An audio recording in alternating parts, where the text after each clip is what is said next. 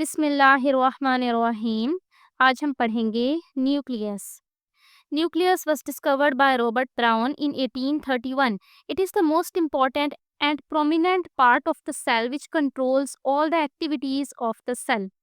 Nucleus को 1831 में Robert brown ने डिस्कवर किया था और ये सेल का सबसे अहम और वाज़ेह तौर पे नज़र आने वाला ऑर्गेनल है और सेल की सारी एक्टिविटीज़ को यही कंट्रोल करता है।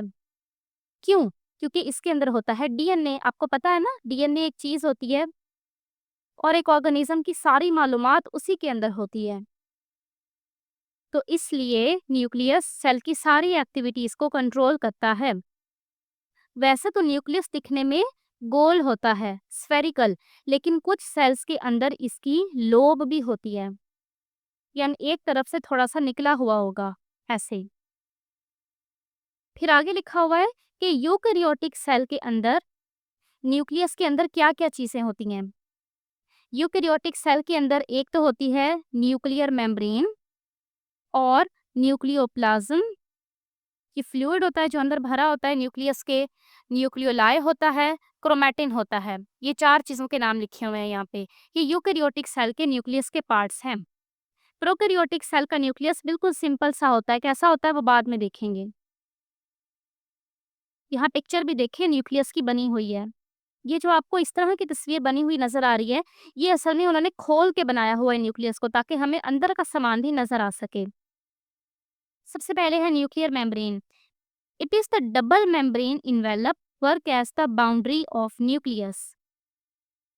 Both membrane have a thin space filled with a fluid. Nuclear membrane, जो न्यूक्लियस के बाहर मेम्ब्रेन होती है, उसको न्यूक्लियर मेम्ब्रेन कहते हैं। ये भी फॉस्फोलिपिड बाइलेयर की बनी होती है और ये दो होती हैं। जैसे माइटोकॉन्ड्रिया में, प्लास्टिड्स में हमने पढ़ा था ना कि दो दो मेम्ब्रेन्स होती हैं, वैसे ही इसमें भी दो मेम्ब्रेन होती हैं, आउटर और इनर। और दोनों मेम्ब्रेन्स के दरमियान जो जगह होती है उसमें फ्लूइड भरा होता है। अच्छा, न्यूक्लियर मेम्ब्रेन को न्यूक्लियर इन्वेलप भी कहते हैं, जैसे कि इस पिक्चर में शो किया गया है, nuclear envelope. The nuclear membrane is not a complete barrier. Nuclear membrane कोई कंप्लीट बैरियर नहीं होता, बल्कि it is perforated bye nuclear pores, बल्कि इसके अंदर सुराख होते हैं, which are made up of specialized transport protein called nucleoporin। और ये सुराख जिस प्रोटीन के बने होते हैं उसका नाम है न्यूक्लियोपोरिन। पिक्चर में भी देखें, न्यूक्लियर पोर्स को शो किया गया है। इन न्यूक्लियर पोर्स के जरिए चीज़ें आराम से न्यूक्लियस के अंदर बाहर होती रहती हैं। Nucleoplasm, the nucleus filled with a protein rich substance called nucleoplasm और कैरियोलिम्फ।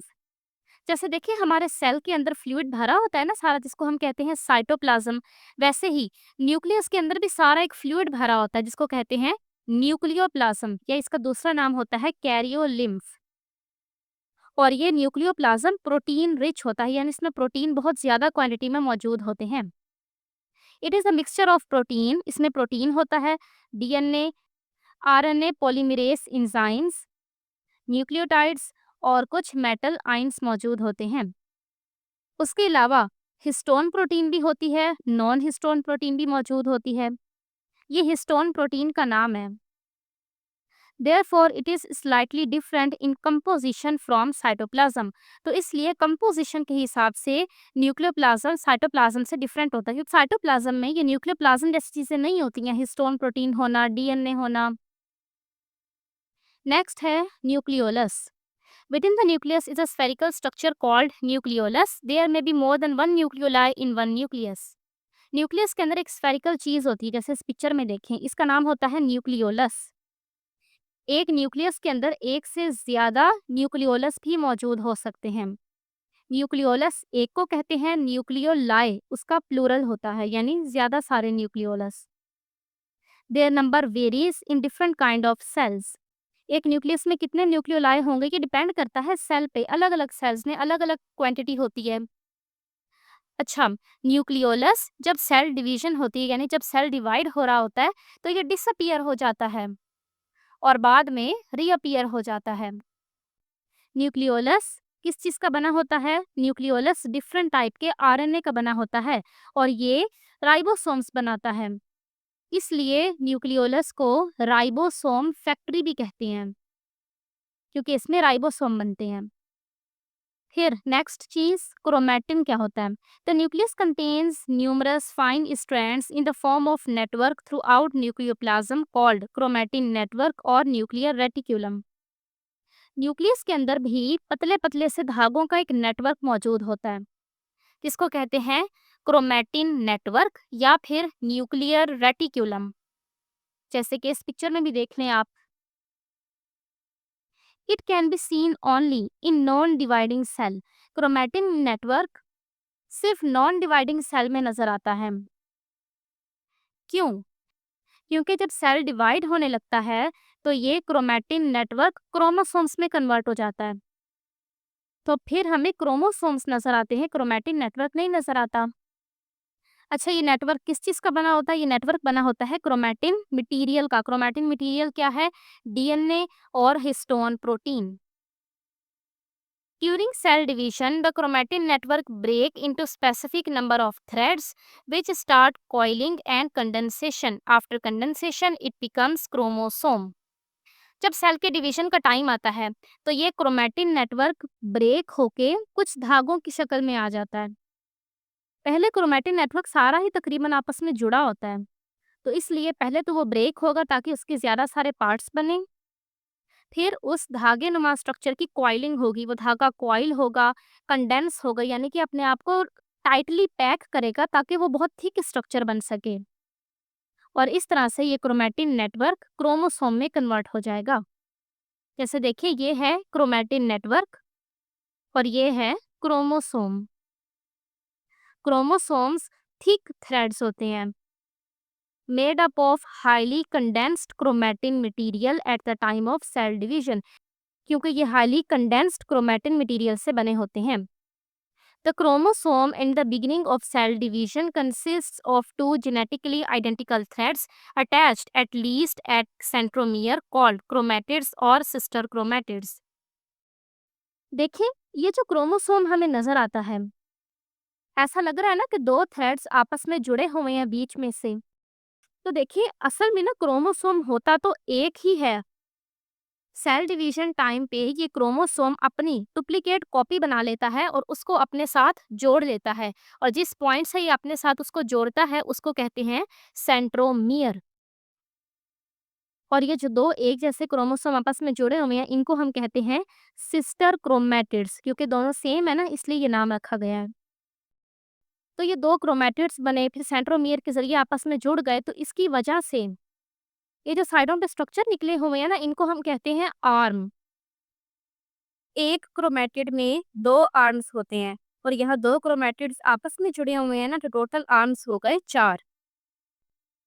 आगे वाले हिस्से में ये आर्म और सेंट्रोमियर के बारे में लिखा है। अच्छा, ये नीचे वाला पैराग्राफ हम फिर देखते हैं। सबसे पहले जो उससे नीचे लिखा है ना, वो देख लेते हैं, क्योंकि ये वही बात लिखी है जो हम अभी डिस्कस कर रहे हैं। सेंट्रोमियर की बेस पे क्रोमोसोम्स की कुछ टाइप्स होती हैं। Metacentric number 1, chromosomes with equal arms. Centromere is present exact in centre. अगर तो इस तरह से सेंट्रोमियर बिल्कुल बीच में मौजूद हो और आर्म्स सारे इक्वल इक्वल हों, तो इसको कहते हैं मेटासेंट्रिक। सब metacentric, chromosomes with slightly unequal arms, centromere slightly away from centromere. Centromere बिल्कुल सेंटर में नहीं होती, सेंटर से थोड़ा सा दूर होती है, तो उसकी वजह से आर्म्स अनइक्वल हो जाते हैं। इसको कहते हैं सब मेटासेंट्रिक। एक्रोसेंट्रिक या फिर सब telocentric, chromosomes with one very long and the other is very short arm, centromere is far away from centromere। अगर सेंट्रोमियर सेंटर से बहुत ही ज़्यादा दूर चली जाए और उसकी वजह से एक आर्म बहुत लंबा हो जाए और एक बहुत छोटा हो जाए, तो इसको कहते हैं एक्रोसेंट्रिक या फिर सब टीलोसेंट्रिक। और टीलोसेंट्रिक होता है कि सेंट्रोमियर एंड पे चली जाए, तो उसकी वजह से टोटल सिर्फ इस तरह से दो आर्म्स ही हमें मिले।